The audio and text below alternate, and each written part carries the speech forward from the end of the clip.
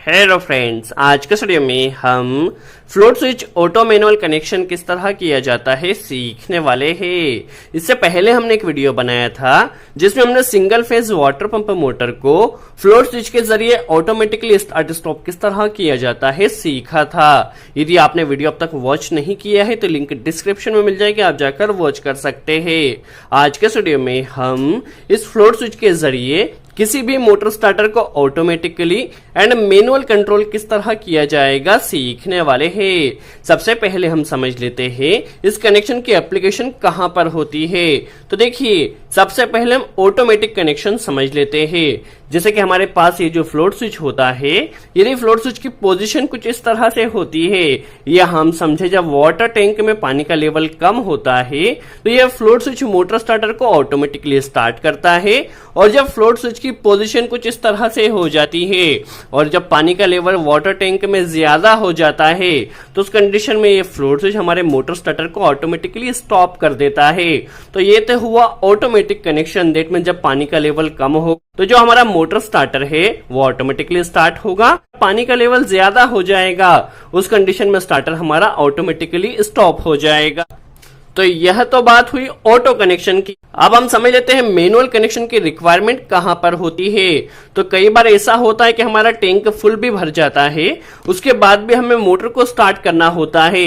तो यदि हमने ऑटो में कनेक्शन किया है और टैंक में एक बार पानी का लेवल ज्यादा हो चुका है तो उस कंडीशन में फिर हम स्टार्टर को दोबारा स्टार्ट नहीं कर सकते। यदि हमें इसे दोबारा स्टार्ट करना है तो फिर हमें उसे मैनुअल स्टार्ट करना होगा। तो मैनुअल कनेक्शन किस तरह किया जाएगा, इस कनेक्शन के लिए हमें क्या क्या कंपोनेंट्स की रिक्वायरमेंट होने वाली है हम समझ लेते हैं। तो देखिए, सबसे पहले हमारे पास एक सिलेक्टर स्विच की रिक्वायरमेंट होती है। देखिए, सिलेक्टर स्विच है जिसमें आपको ऑटो मैनुअल सिलेक्टर स्विच भी आप इसे कह सकते हैं। पोजीशन 1 और पोजीशन 2 इसमें दिया गया है, ये इसके ऑफ पोजीशन दिया गया है। कनेक्शन की बात की जाए तो यहां पर देखिए A1 दिया गया है और A2 दिया गया है। यहां पर 1 नंबर पॉइंट दिया गया है और यहां पर इसे लूपिंग किया गया है। तो आपके पास जो भी फेज आया है आप इसे यहां पर 2 पोजीशन में कहीं पर भी कनेक्ट कर सकते हैं। यदि आपके सिलेक्टर की पोजीशन कुछ इस तरह से होगी तो इसका 1 नंबर का जो कनेक्शन है वो A1 के साथ रहेगा। यदि इसकी पोजीशन 2 पे रहेगी तो इसका कनेक्शन A2 पर रहेगा। तो देखिए, हमें करना कुछ नहीं है, एक सप्लाई यहां पर देना है और हमें सिलेक्टर की पोजीशन चेंज करके इसे ऑटो एंड मैनुअल में सिलेक्ट कर लेना है। इसके अलावा हमें एक स्टॉप पुश बटन की रिक्वायरमेंट होगी, एक स्टार्ट पुश बटन की रिक्वायरमेंट होगी मैनुअली स्टार्ट करने के लिए। ऑटोमेटिक के लिए हमारे पास जस्ट एक फ्लोट स्विच है। हमारे पास ये जो कॉन्टेक्टर है ये 220 वोल्ट AC का कॉन्टेक्टर है। आप देख सकते हैं इसमें A1 एंड A2 इसकी कॉइल होती है और ये इसके पावर टर्मिनल्स होते हैं।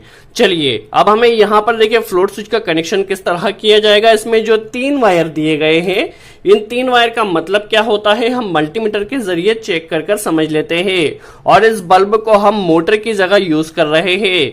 जब ये बल्ब स्टार्ट होगा तो हम समझ सकते हैं हमारा मोटर स्टार्ट हो चुका है। चलिए, फ्लोट स्विच टेस्टिंग के लिए हमने देखिए मल्टीमीटर को कंटिन्यूटी रेंज पर सेट किया है, आप देख सकते हैं। और फ्लोट स्विच में हमें 3 वायर दिए गए हैं। देखिए, जब फ्लोट स्विच की पोजीशन कुछ इस तरह से रहेगी या हम कह सकते हैं टैंक में पानी का लेवल कम रहेगा तो उस कंडीशन में देखिए ये जो ब्लैक वायर है ये कॉमन वायर है जो कि हमेशा कॉमन रहता है। और यदि फ्लोट स्विच की पोजीशन कुछ इस तरह से है तो ब्लैक के साथ ब्लू NC में रहेगा। देखिए, इस तरह से NC आपको नजर आ रहा है। दैट मीन्स जो ब्लैक में सप्लाई कनेक्ट की है वो ब्लू से निकलेगी इस कंडीशन में। और जब फ्लोट स्विच की पोजीशन कुछ चेंज हो जाएगी इस तरह से, जब पानी का लेवल ज्यादा हो जाएगा तो ब्लू यहां पर देखिए NO हो जाएगा और यहां पर जो ब्राउन वायर दिया गया है ये NC हो जाएगा। कहने का मतलब यह है कि देखिए इस तरह से यदि पोजीशन है तो ब्लैक एंड ब्लू NC है, देख सकते हैं। यदि पोजीशन चेंज होती है तो ब्लैक एंड ब्राउन NC है। अब इस कंडीशन में हमारे पास ब्लू NO हो चुका है। तो देखिए, हमें कनेक्शन इसी तरह से करना होता है। यदि हमारे टैंक में पानी का लेवल कम है और मोटर स्टार्टर को हमें स्टार्ट करना है तो ब्लैक एंड ब्लू के साथ हमें कनेक्शन करना होगा। तो ये तो बात हुई फ्लोट स्विच की। अब प्रैक्टिकली कनेक्शन किस तरह किया जाएगा हम समझ लेते हैं।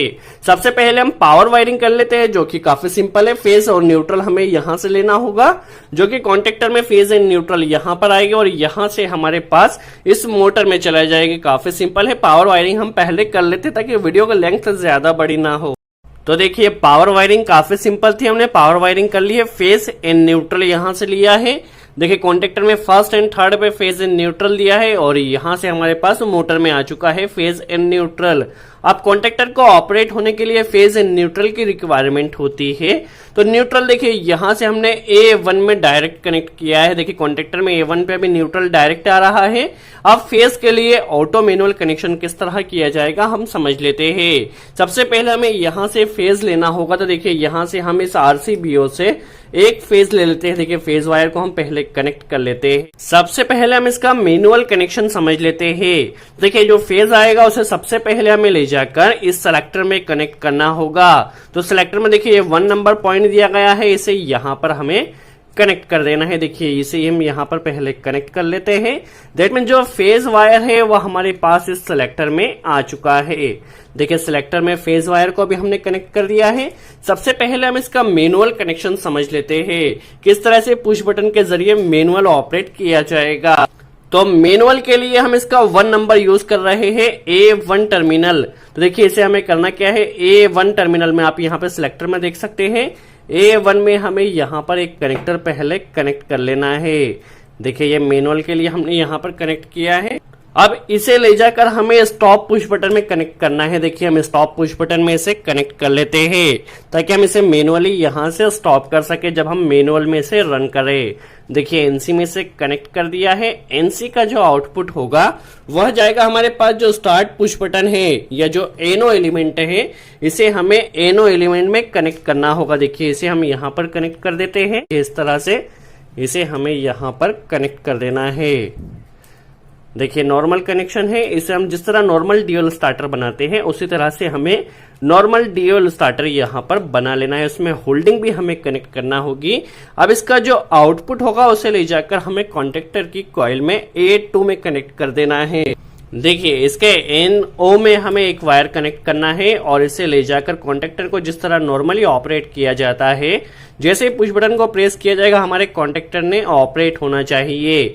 जिस तरह हम नॉर्मल ड्यूअल स्टार्टर बनाते हैं उसी तरह से हमें यहाँ पे कनेक्ट कर देना है। देखिए इसका जो आउटपुट होगा वो जाएगा हमारे कॉन्टेक्टर की कॉइल में।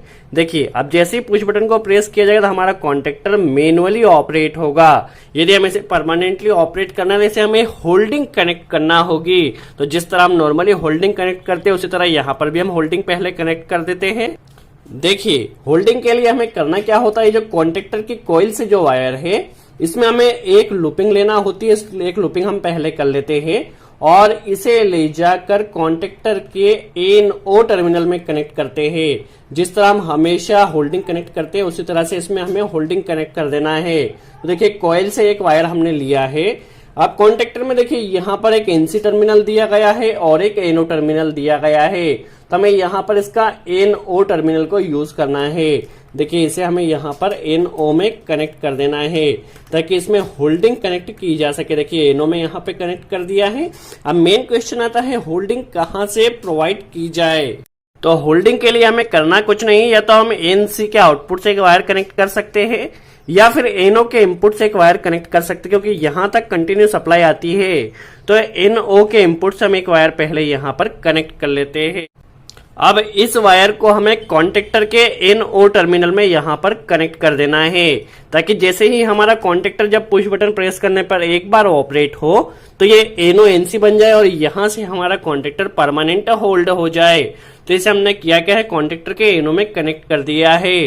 तो ये हमारा नॉर्मल ड्यूअल स्टार्टर बनकर कंप्लीट हो गया है। इस कनेक्शन के जरिए हमारी मोटर को हम मैनुअली स्टार्ट स्टॉप कर सकते हैं। अब मेन क्वेश्चन आता है इसे फ्लोट स्विच के जरिए स्टार्ट स्टॉप किस तरह से किया जाएगा। फ्लोट स्विच के जरिए इसे ऑटोमेटिकली स्टार्ट स्टॉप करने के लिए देखिए हमारे पास ये जो सिलेक्टर है इसका जो 2 नंबर पॉइंट है A2 पॉइंट, इसमें हमें एक वायर कनेक्ट करना है। देखिए A2 में हम एक वायर कनेक्ट कर लेते हैं और इसे ले जाकर हमें देखिए A2 का जो वायर है इसे ले जाकर हमें फ्लोट स्विच में जो 3 वायर दिए गए हैं इसमें जो कॉमन वायर है जो कि हमारे पास ब्लैक वायर कॉमन वायर है, तो इसे देखिए ले जाकर हमें इसे ब्लैक वायर के साथ कनेक्ट कर देना है। और कनेक्ट करने के बाद आप इसके ऊपर अच्छे से टैपिंग कर दीजिए, इस चीज का आप ध्यान रखिए। तो देखिए हमने किया क्या है, सिलेक्टर के A2 से एक वायर कनेक्ट किया है और इसे ले जाकर हमारे पास फ्लोट स्विच में जो कॉमन वायर है ब्लैक वायर, इसे ब्लैक वायर के साथ हमने अभी कनेक्ट कर दिया है, कुछ नहीं किया, नॉर्मल हम यहाँ पे पहले टैपिंग कर लेते हैं। देखिए अब फ्लोट स्विच की पोजीशन जब इस तरह से रहेगी तो इसके साथ जो ब्लू वायर है वह एनसी रहेगा। तो देखिए यहां से इस ब्लू वायर के साथ हमें एक वायर कनेक्ट करना है और इस ब्लू वायर के साथ जो वायर हमने कनेक्ट किया है इसे ले जाकर हमें कॉन्टेक्टर की कॉइल में कनेक्ट कर देना है, जिससे कॉन्टेक्टर हमारा ऑपरेट हो सके। तो देखिए अभी हमने यहाँ पर ब्लू वायर को कनेक्ट किया है, इस पर भी हमें टैपिंग लगा देना है। देखिए हमारे पास इसमें भी हम पहले टैपिंग कर लेते हैं। अब जो ब्राउन वायर बचा हुआ है इस पर भी हमें टैपिंग कर देना है, इस चीज का आप ध्यान रखिए। तो देखिए हमारे पास जो ब्लैक कॉमन वायर था उसमें हमने मेन सिलेक्टर का फेस कनेक्ट किया है और जो ब्लू वायर था उसमें हमने उसका आउटपुट कनेक्ट किया है। अब ब्लू वायर से जो वायर हमने कनेक्ट किया है इसे ले जाकर हमें कॉन्टेक्टर की कॉइल में कनेक्ट कर देना है। आप चाहे तो कॉन्टेक्टर की कॉइल में भी कनेक्ट कर सकते हैं। ये जो पुश बटन का आउटपुट है, क्योंकि इसका वायर भी देखिए कॉइल में ही गया है, तो हम इसे यहाँ पर कनेक्ट कर देते हैं। यहाँ पर कनेक्ट करने से हमें वायर कम लगेगा। तो देखिए हम यहाँ पर इसे पुश बटन के आउटपुट के साथ कनेक्ट कर देते हैं। तो जब हमें मोटर स्टार्टर को मैनुअली स्टार्ट करना है तो पहले सिलेक्टर स्विच को सिलेक्ट करना होगा मैनुअल पर। जब इसे ऑटोमेटिकली फ्लोट स्विच के साथ कंट्रोल करना है तो फ्लोट स्विच के हमें सिलेक्टर को सिलेक्ट करना होगा ऑटो पर। तो चलिए हमारा यहाँ पर कनेक्शन कंप्लीट होता है। कनेक्शन थोड़ा कॉम्प्लिकेटेड हो चुका है, तो वीडियो को थोड़ा पॉज करके देखिए, आपको हर एक स्टेप आसानी से क्लियर हो जाएगी। देखिए अभी हमने सिलेक्टर को मैनुअल 1 नंबर पे सेट किया है। दैट मीन्स हमारे पास जो वाटर पंप मोटर है वो मैनुअली हम स्टार्ट स्टॉप कर सकते हैं। देखिए जैसे ही पुश बटन को प्रेस किया जाएगा हमारा स्टार्टर स्टार्ट हो चुका है, मोटर रन करेगी। इससे हम स्टॉप कर सकते हैं, मैनुअली स्टार्ट कर सकते हैं, स्टॉप कर सकते हैं। अब यदि हम इसे फ्लोट स्विच के जरिए ऑटोमेटिकली स्टार्ट स्टॉप करना है तो सबसे पहले सिलेक्टर को हमें यहाँ पर 2 नंबर पोजीशन में सिलेक्ट करना होगा। जैसे ही हमने 2 नंबर पोजीशन पर सिलेक्ट किया है, इस कंडीशन में देखिए जब वाटर टैंक में पानी का लेवल कम होगा तो हमारा मोटर स्टार्टर स्टार्ट हो जाएगा। जैसे जैसे पानी का लेवल बढ़ते जाएगा, देखिए जैसे जैसे पानी का लेवल बढ़ते जाएगा तो स्टार्टर हमारा स्टॉप हो जाएगा। फिर पानी का लेवल कम होगा तो ये स्टार्ट हो जाएगा। देखिए जैसे पानी का लेवल बढ़ेगा तो ये स्टॉप हो जाएगा। तो इस कंडीशन में हम फ्लोट स्विच के जरिए स्टार्टर को ऑटोमेटिकली स्टार्ट स्टॉप कर सकते हैं। यदि हमें इसे मैनुअली कंट्रोल करना है तो हमें इसे पहले 1 नंबर पर सिलेक्ट करना होगा और फिर हम मैनुअली इस पुश बटन के जरिए स्टार्टर को स्टार्ट स्टॉप कर सकते हैं। यदि हमें फ्लोट स्विच के जरिए स्टार्ट स्टॉप करना है तो फिर हम इस तरह से इसे स्टार्ट स्टॉप कर सकते हैं। सो आई होप आपको क्लियर हुआ हो किस तरह फ्लोट स्विच से किसी भी मोटर स्टार्टर को ऑटो एंड मैनुअल में कंट्रोल किया जाता है। यदि वीडियो अच्छा लगा हो तो लाइक का बटन जरूर प्रेस करें, कोई डाउट हो तो कमेंट से में जरूर पूछे। सो आज के लिए इतना ही। Thanks friends.